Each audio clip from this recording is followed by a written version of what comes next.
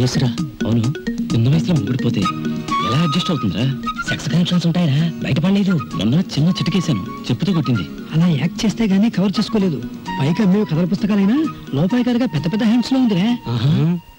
నోరు మూయండి. దేవుడు నోరు ఇచ్చింది ఏదో మాటలు మాట్లాడడానికి కాదు. ఒక మనిషి గురించి అనవసరంగా మాట్లాడే వాళ్ళని చెప్పుతో కొట్టాలి.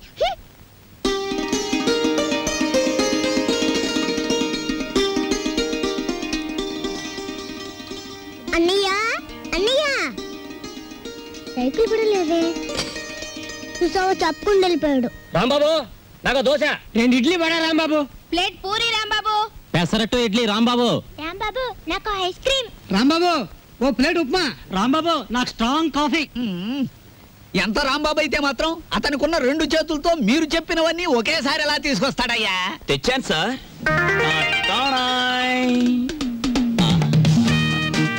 ఏమైంది? నాకు జాబ్ వచ్చింది. కంగ్రాచులేషన్స్. ఏంటి బాబాయ్, ఈ ఆర్థిక పరిస్థితుల్లో అల్లుడు స్కూటర్ కోసం కబుర్ చేశాడు Rambabu. Latest model scooter market లోకి రావడానికి 6 నెలలు పడుతుంది చెప్పండి, ఆ తర్వాత ఏం చేయాలో నేను చెప్తాను. అలాగే.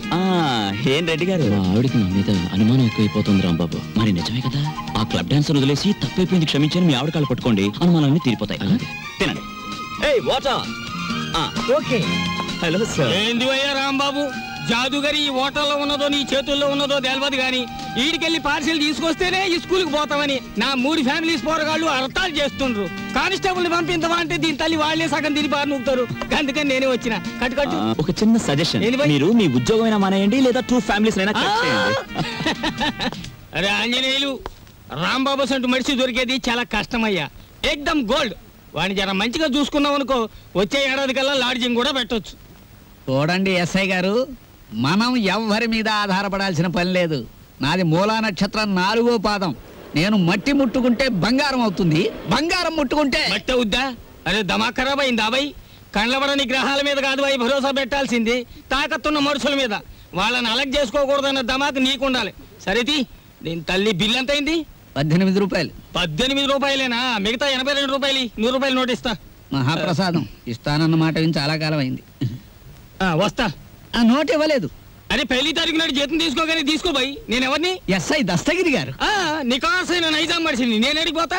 పోతే నే పోతా. Good morning sir. డ్యూటీలోనే ఉన్నా కదా, నడుస్తుంది. రాంబాబు, సూర్యాలమ్మ గుడి దగ్గర ఆ కిళ్ళి కుట్టు అబ్బులుగా లేడు. వాడు నన్ను చూసి కన్ను కొట్టాడు. చెల్లు నొక్కటిద్దాం అనుకున్నాను, కానీ అల్లరవుద్ది కదా. వాడు అసలే కేశవరా మనిషి. నేనే కన్ను కొట్టానని అందరితో చెప్తాడని ఊరుకున్నాను. ఏమిటా మీదకి ఎక్కేయటం?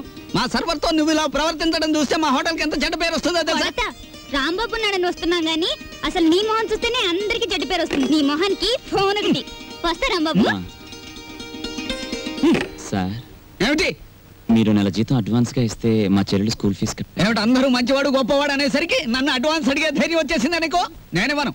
నువ్వు లేనందువల్ల నా హోటల్ ఏం గోదావరిలో కొట్టుకుపోదు. కావాలిస్తే ఉద్యోగం అనే సెల్పా 6 పెసరై. బాబు, త్వరగా లాంచ్ చేయండి. భద్రాచలం చూసి బండి ఎక్కాలి. గైడ్లో ఎంత లాంచ్ కదలదు. మరి ఎప్పుడు వస్తారు బాబు? వాళ్ళు అప్రోళ్ళు కోతుల్లో కూకున్నారు. ఆడు ఇక్కడే ఉంటాడు. వీళ్ళు ఇక్కడి నుంచి కదిలితేనే గానీ ఆడు కనపడ్డ మనకి. ఇవాళ రేపు రండయ్యా, మాకు టైం అవుతుంది. ఏంటి వెళ్ళాలా? వెళ్తే మా బాకీ ఎవడిస్తాడయ్యా? నువ్వు ఇస్తావేటి? మా కనపడేదే సంవత్సరాలు ఒకసారి. ఆయన ఇక్కడే పట్టుకోవాలి. ఆ రాందే మేము ఇక్కడ నుంచి కదలే కదలమయ్యా. వెళ్ళిపోయారు. ఇట్టి ముద్ద అప్పులో వెళ్ళిపోయారు. ఎక్కడ త్వరగా రాయా. భక్తులారా, వచ్చేసాను నాయనలారా. మీ అందరికీ తెలుసు, నేను ఈ భద్రాచలం లాంచీ గైడ్ని. నా పేరు విష్ణుమూర్తి. నా గురించి నేను చెప్పుకోకూడదు కానీ అసలు మ్యాటర్ ఏంటంటే, నేను రామాయణంలో గుహుడు లాంటి వాడిని. భక్తులను గోదావరి దగ్గరికి చేరుస్తాను. ఆ భద్రాచల కోదండరాముడి యొక్క పుట్టు పూర్వోత్తరాలన్నీ చెప్తాను. గోదావరిలో ఏ స్థలానికి ఏ మార్చి ఉందో చెప్తాను. గోదావరిలో ఎక్కడ లోతుగా ఉంటుందో, ఎక్కడ మెరగ్గా ఉంటుందో చెప్తాను. ఊళ్ళో మీరు ఎక్కడ మకాన్ చేస్తే మీకు సౌకర్యంగా ఉంటుందో చెప్తాను. మీరు ఎక్కడ భోంచేస్తే రుచిగాను చవకగాను ఉంటుందో చెప్తాను. ఏ రైలు ఏ వేళకి ఎటువైపు వెళ్తుందో చెప్తాను. ఈ వివరాలన్నీ మీ అందరికీ చెప్పినందుకు తల ఒక్కంటికి 5 రూపాయలు, 5 రూపీస్ ఓన్లీ వసూలు చేస్తాను. ఇప్పుడు భద్రాచలం లాంచ్ బయలుదేరుతోంది. ఒకసారి రాముల వారికి గోవింద కొట్టండి.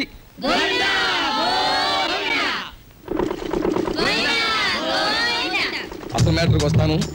శ్రీరాములు వారు చిత్రకూట పర్వతానికి వెళుతూ షార్ట్ కట్, అంటే బంగారు లేడి మ్యాటర్కి ముందన్నమాట. అదిగో అక్కడ మకాన్ చేశారు, అలా చూడండి. ఆ పక్కనే పెద్ద బండ కనిపిస్తోంది చూడండి. అక్కడ సీతమ్మ వారు చీరలు తుక్కునేవారు. అలా చూడండి. భారత కాలంలో పాండవులు వనవాసానికి వచ్చినప్పుడు ఈ గోదావరి ఒడ్డునే వెళ్తుండగా భీముడు కాలు జారి పడ్డాట. కృష్ణ భగవానుడు వచ్చి పైకి లేవదీశాట. అక్కడ పెద్ద గొయ్యి పడిందట. ఇప్పటికీ ఆ గొయ్యని కృష్ణ భీమ గొయ్య అంటారు. దాన్నే బ్రహ్మరంధ్రం అని కూడా అంటారు. అది అదేంటండి, భారతం ఇటువైపు రామాయణం అటువైపు జరిగిపోయిందంటారు. చేచే మేము నమ్మం. అపచారం అపచారం. ఏమైందిరా? మిషన్ మొత్తం చెడిపోయిందండి. కొంప మునిగింది. ఈయనేదో అప్రా చెప్పమాట అన్నాడు. లాంచ్ ఆగిపోయింది. ఎదురా సుడిగుండాలున్నాయి. మొన్న నైజీరియా వాడ పులుసులో వంకాయల బుడుక్కుమని ఇక్కడే మునిగిపోయింది. భక్తులారా, మీరెవ్వరూ ఏమీ భయపడకండి. పంతులు గారు వాళ్ళు హడిల్ చచ్చే మ్యాటర్ చెబుతారు ఏమిటండి? ఏమైనా విరుగుడు మ్యాటర్ ఉంటే చెప్పండి. ఇప్పుడు మేము ఏం చేయాలి? ఏముందండి, గంగపోతు చేయాలి. మీరు 100 ఇవ్వండి, భక్తులందరూ తలో 10 రూపాయలు ఇస్తారు, చేసేస్తాను. నా 100.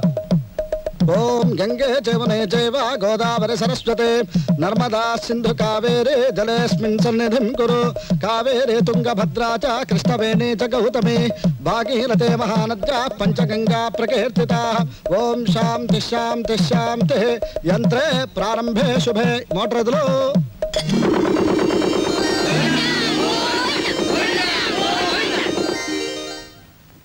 ఏమిటో ఆదాయం బొత్తిగా చిక్కిపోతోంది. వేదిలో చూసుకుందాం నేను పంతులు గారు. నువ్వు భక్తుల దగ్గర పాసెంజర్ల దగ్గర డబ్బులు తీసుకుంటున్నావు, కంప్లైంట్లు వస్తున్నాయి. కొంచెం నెమ్మదిగా మాట్లాడవయ్యా బాబు. ఎందుకు మాట్లాడవయ్యా? ఇది కేశవరావు గారు పాడిన రేవు. కంప్లైంట్లు వస్తున్నాయి. సరే, మ్యాటర్ ఏంటి? కంప్లైంట్లు వస్తున్నాయి. ఇప్పుడు కంప్లైంట్లు రావట్లేదు. కంప్లైంట్లు వస్తున్నాయి. ఇప్పుడు కంప్లైంట్ రావట్లేదు. బాబాయ్ వస్తున్నా. పెసరట్లు. ఓ అబ్బబ్బబ్బ కాలిపోతున్నాయి. రాంబాబు, సుఖం నేను నా జీవితంలో సంతోషంగా ఉండేది ఎప్పుడంటే అభిమానంతో నువ్వు ఇచ్చిన పెసరెట్లు ప్రశాంతంగా గోదావరి మధ్యకి వెళ్ళి తిన్నప్పుడు. గోదావరి మధ్యన బాబాయ్ ఇల్లుందిగా. అది కూడా ఒక ఇల్లేనా? అక్కడ మ్యాటర్ చూడు. తండ్రి వెంకన్న, కాకెత్తుకుపోయిన నేతిగిన్ని దొరికితే పక్కింటి పనికుర్రాడి గుండు కొట్టిస్తానన్నానా? దొరకలేదు. ఆవిడ మా అమ్మ.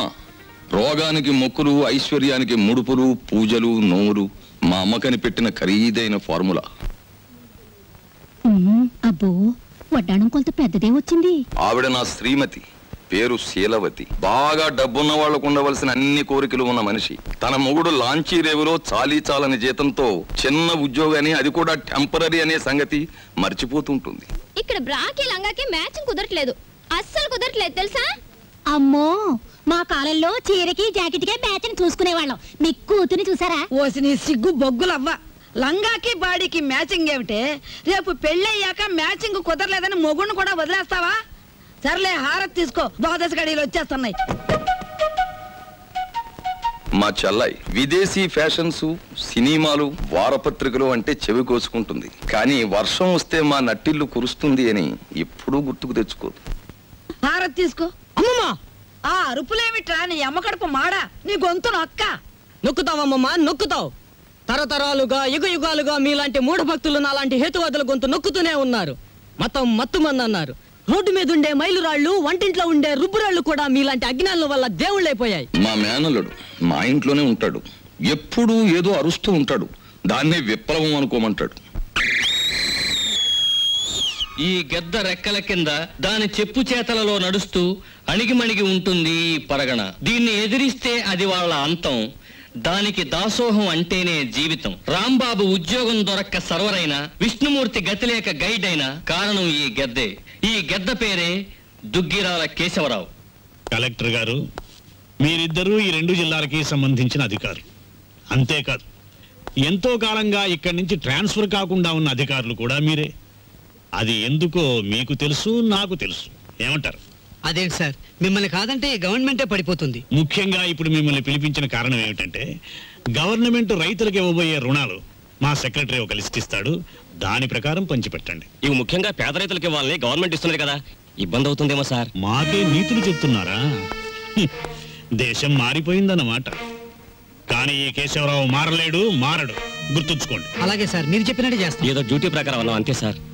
డ్యూటీ కోసం సిన్సియర్ గా బతకటం కంటే మీ బతుకుల కోసం మా మనుషులుగా బ్రతకటం మీకు చాలా ముఖ్యం. అర్థమైందా? వెళ్ళండి. ఏదో భగవంతుడి దయ వల్ల మనం గొప్ప స్థితిలోనే ఉన్నాం. ఇంకా ఎందుకండి నేల మీద గింజలు నాలుగుతో అద్దుకున్నట్టు మీకు గొడవలు? చూడు, పేదవాణ్ణి ఇంకా పేదవాణ్ణి చేసినప్పుడే గొప్పవాడు గొప్పవాడుగా ఉంటాడు. వాడు పెరిగితే మనకాడు పట్టేదెవరు, మన మూటలు మూసేదెవరు? అప్పుడు వాళ్ళకి మనకి తేడా ఏమిటి? ఒక్కటి గుర్తుంచుకో, ఇది మా తాతల కాలం నుంచి మేం పాటిస్తున్న శిలాశాసనం. ఎంత? మనం డబ్బు గలవాళ్ళమే, కానీ ఆ డబ్బు దాచుకున్నప్పుడే మనకి గౌరవం. డబ్బు ఖర్చు చేయటం నాకు ఇష్టం ఉండదు. అది తెలిసి కూడా మళ్ళీ మళ్ళీ అడగడంలో నీ ఉద్దేశం?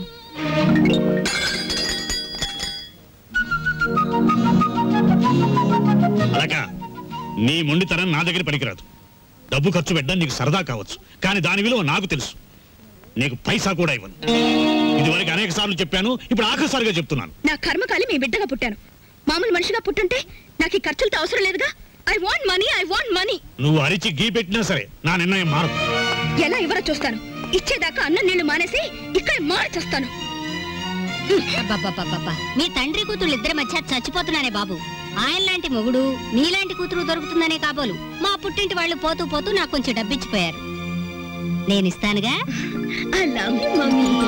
జయమ్ము నిశ్చయమ్మురా, భయమ్ము లేదురా, జంకు బొంకు లేక ముందు సాగిపొమ్మురా,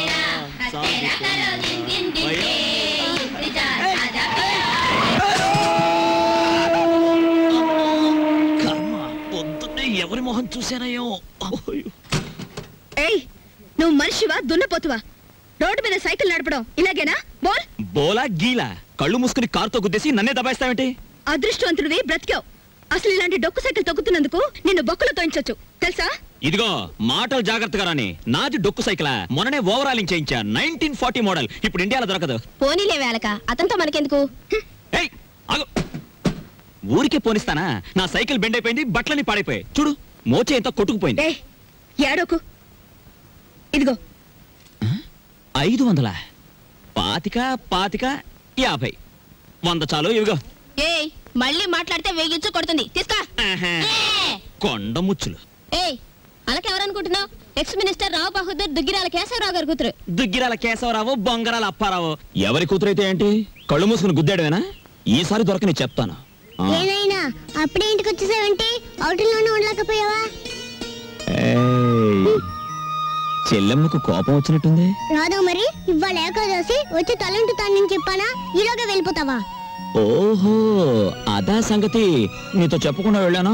అందుకే నన్ను కారు వచ్చి గుద్దేసింది. బాబు, నిన్ను అదుపులో పెట్టలేకపోతున్నాను. త్వరగా పెళ్ళాన్ని తెచ్చుకున్నావంటే నేను హాయిగా కూర్చుని ఏదో ఈ ఏబిసిడి అనుకుంటాను. సిక్కొకటి. ఎప్పుడు పెళ్ళేసుకుంటావు చెప్పు? పెళ్ళంటే కిరాణా కొట్టుకెళ్ళి మిఠాయి కొనుక్కోవనుకున్నావమ్మా? జూకెళ్ళి పెద్ద ఏనుగును కొనుక్కున్నట్టు. నాకు ఆకలిస్తుంది, వెళ్ళి ఫోన్ చేద్దామా? ఏమిటమ్మా మ్యాటరు? అంత దూది ముందేసు కూర్చున్నావు.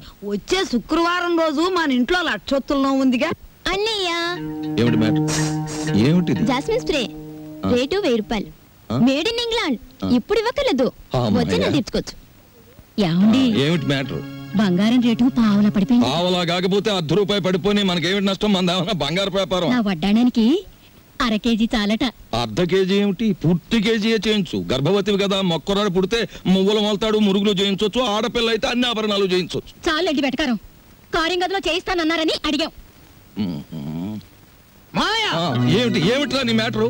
నీ ఊపిరితిత్తుల్ని ఒత్తులుగా చేసి వెలిగించే ఒక తల్లి, నీ నెత్తురిని అత్తరుగా పూసుకునే ఒక చెల్లి, నీ చెమటని వడ్డానంగా చుట్టుకునే ఒక భార్య, వీళ్ళందరి దురాగతాలని ఖండిస్తూ అప్పు చేసి ఓ డప్పు కొనిస్తే అది వాయించుకుంటూ వీధులమ్మడి తిరిగే ఓ మేనలుడు, అది ఈ కొంప తాలూకు మ్యాటర్. అవునమ్మా, కూర్చోండి. ఇంతకీ మీరు? రేపు పిక్నిక్ ఆర్డర్ ఇచ్చిన పార్టీ మేమే. ఓహోహో, అలాగా. నైసర్గిక స్వరూపాలన్నీ బాగున్నాయి. ఏం చేస్తుంటారమ్మా మీరంతా? ఏం చేయాలనుకుంటే అది చేస్తాం. నీకెందుకయ్యా?